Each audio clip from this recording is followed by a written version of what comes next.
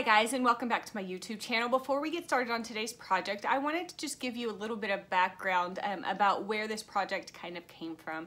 If you've noticed around designing and even in Bible journaling, you've noticed this kind of resurgence, I don't know if it's a resurgence, but this plethora of muted rainbows. So there are rainbows that are, instead of being in the bright or the primary colors, they're in more earth tones and more muted tones.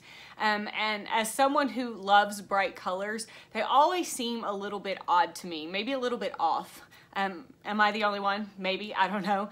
And I just was really this weekend sitting in my studio, kind of mulling over what I wanted this new project to be, this new journaling, and I was really thinking about these muted rainbows that I kept seeing everywhere, and I just wasn't in love with them, and they're just not me.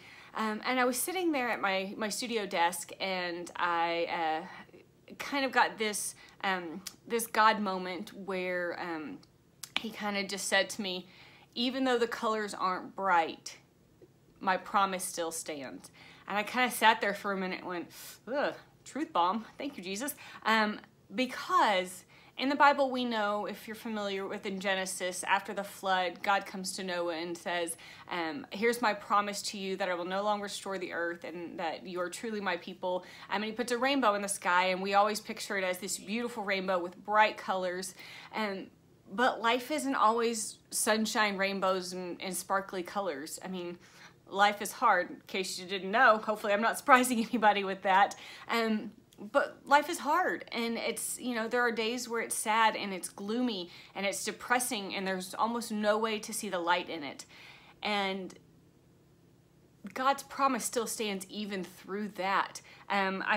This is the project we're doing today. It's in my illustrated Bible, and it's in Isaiah 41 verse 10, and it says, "Do not fear, for I am with you. Do not be afraid, for I am your God. I will strengthen you and I will help you. I will hold on to you with my righteous right hand." And I just wanted to encourage you today that if you're going through something really hard, where it seems like this world is trying to dull your rainbow, that God's promise still stands, that whatever it is, something good is going to come of it, that whatever it is, you're going to make it through it because he's there. He's holding you by his right hand, which is a place of honor in any kingdom. To sit at the right hand is a sign of honor and worthiness. And so I just hope that as you watch today's project, know that I know it's out of my normal color scheme, and that it's just different for me and maybe a little simplistic, but I hope that you feel the heart behind it and what I am trying to relay in today's project. So I will see you guys in the studio in just a few minutes, and have a great day.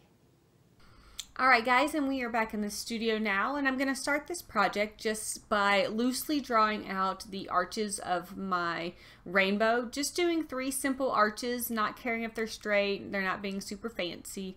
You can see I'm going to be using 3 different colors for this particular rainbow. I'm going to be starting with kind of a country blue, and then also a mustard yellow, and then I'm going to kind of DIY the red, because the red I had was in a similar color family, but it wasn't quite the red I needed. So you'll see here in just a minute that I'm going to take that red and then add some white to brighten it, and then a brown to kind of warm the color up a little bit. So I've got my blue and my yellow down, and I'm not being super careful. You can see I messed up the blue a little bit, but I have plans for that later. So it's totally okay. So you can see I am creating my red color by adding some white and some brown. And it is funny because I did put the red and the yellow next to each other, and it gave a little bit of a McDonald's look, but it'll look less McDonald's here in just a few minutes once we hit the next step.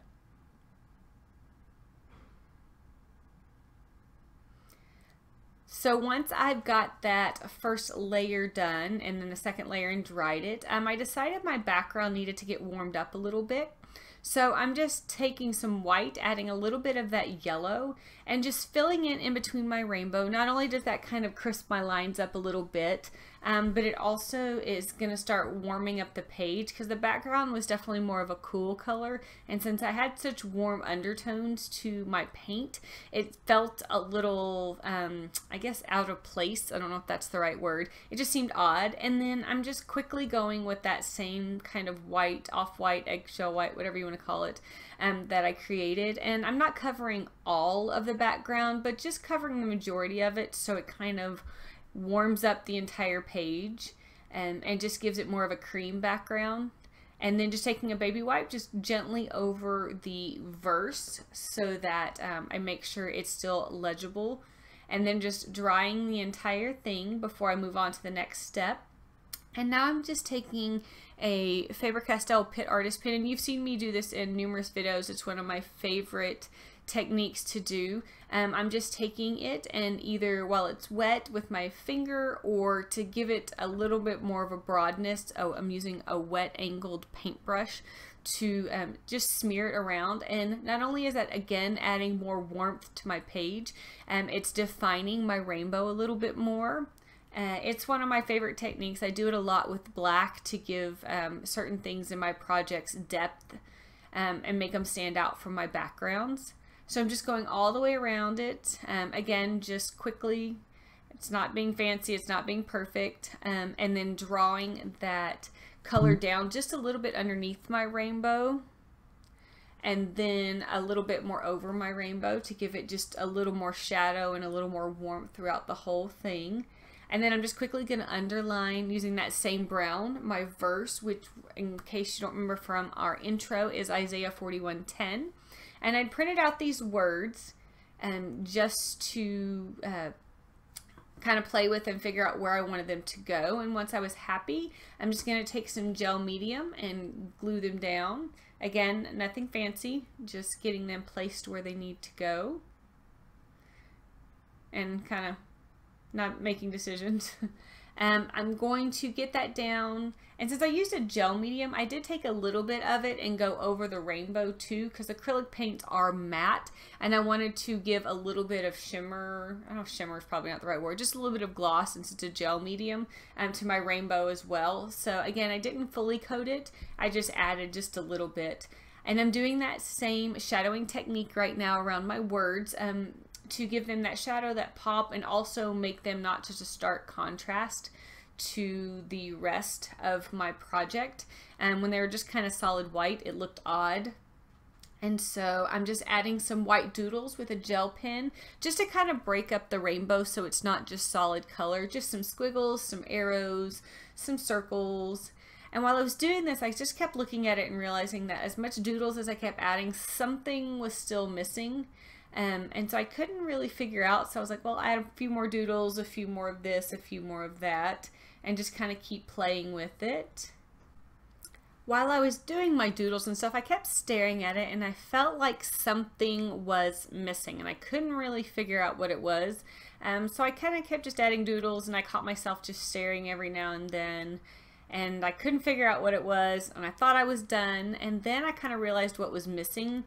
I realized it needed a secondary title, so I added the words that said, "Even when the colors aren't so bright," to the top, and I felt like it was finally complete. I hope you guys enjoyed today's project, and you'll take the time to subscribe and join me again.